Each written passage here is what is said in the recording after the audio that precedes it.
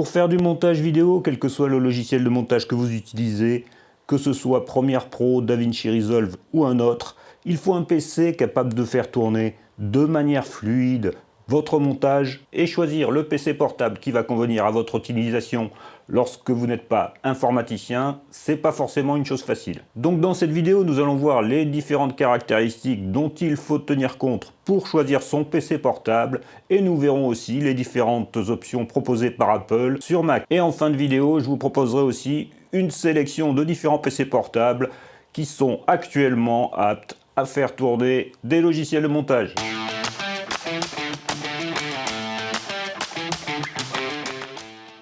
Bonjour et bienvenue sur Pix'n'Light. Le montage vidéo est une utilisation qui demande beaucoup de ressources à votre PC portable pour pouvoir effectuer vos montages de manière confortable sans avoir la lecture qui s'arrête périodiquement.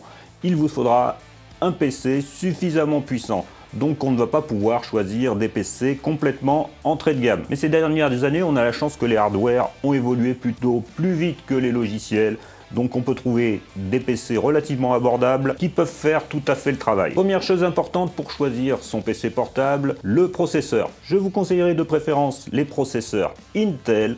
En effet, les processeurs AMD sont très performants, mais parfois certains logiciels de montage exploite moins bien cette puissance. Le premier processeur que l'on peut conseiller pour commencer à travailler de manière confortable est le processeur i5 11300H. C'est un processeur à 4 cœurs, mais vous pouvez commencer déjà à faire des montages de manière satisfaisante avec ce processeur. Si vous voulez un peu plus de puissance, il faudra vous diriger vers un processeur i7 11370H, qui est toujours un processeur à 4 cœurs. Pour encore plus de puissance, il vous faudra un processeur avec 8 cœurs, le processeur 11800H et ce qu'on trouve actuellement sur les PC portables. Pour les MacBook et les MacBook Pro, nous avons les processeurs M1 qui sont sortis récemment et qui sont vraiment exceptionnels. On pourrait se tourner vers le M1 de base ou vers le M1 Pro. En ce qui concerne la mémoire RAM, on peut commencer à faire des montages avec 8 Go de RAM, mais on va préférer bien sûr 16 Go pour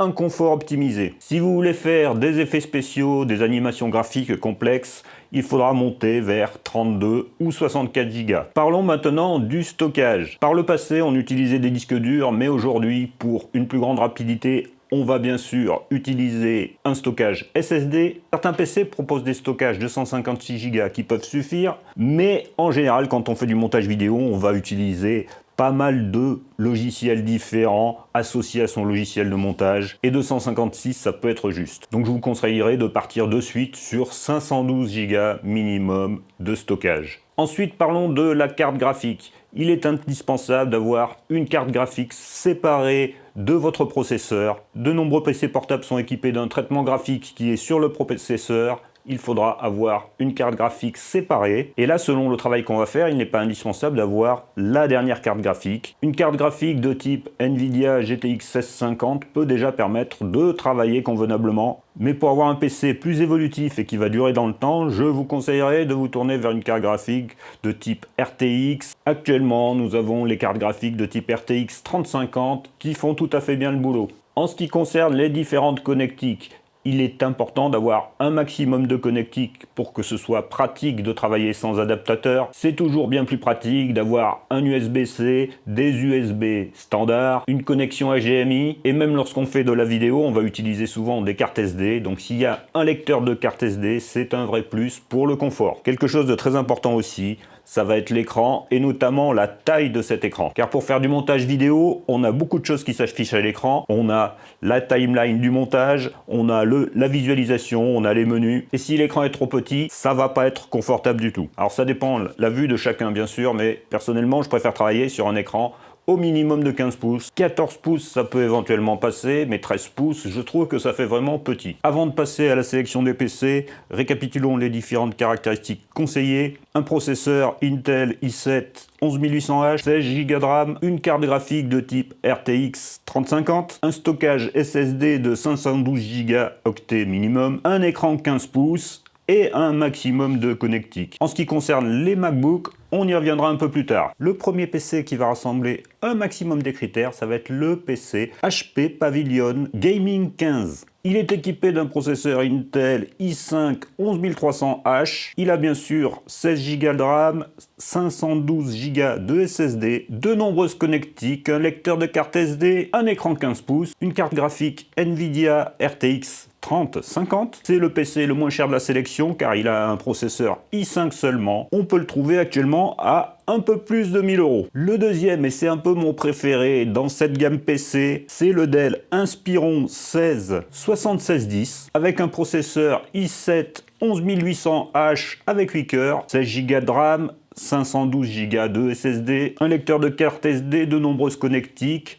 un écran 16 pouces, une carte graphique Nvidia RTX 3050 et ce Dell Inspiron 16 est à un peu moins de 1500 €. Et enfin, dans cette sélection PC, nous avons aussi le Asus Dash TUF 516. Il a un écran 15,6 pouces, il a 512 Go de SSD, 16 Go de RAM, une carte graphique Nvidia RTX 3070, donc un peu plus puissante que ce que nous avons vu précédemment, mais il a un processeur Intel i7 11370H qui n'a que 4 cœurs. Et le nombre de cœurs, ça peut être important pour le fonctionnement de certains logiciels de montage. À noter qu'il n'a pas non plus de lecteur de carte SD. Mais ça peut se régler assez facilement avec un petit adaptateur. Les nouveaux MacBook avec les processeurs M1 et les processeurs M1 Pro et M1 Max peuvent être intéressants pour le montage vidéo puisque ces nouveaux processeurs sont vraiment très performants pour le montage vidéo.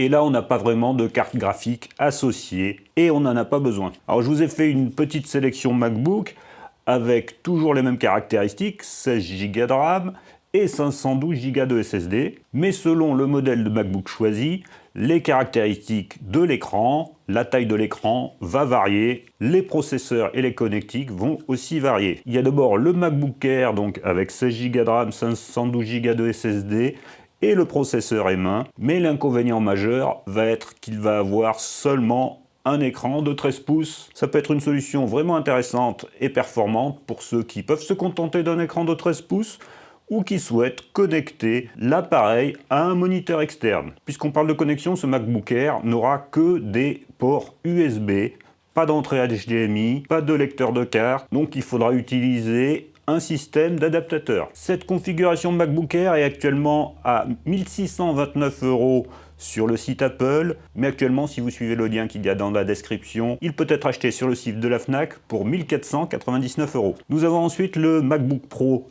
13 pouces, donc qui a toujours le même inconvénient d'être en 13 pouces.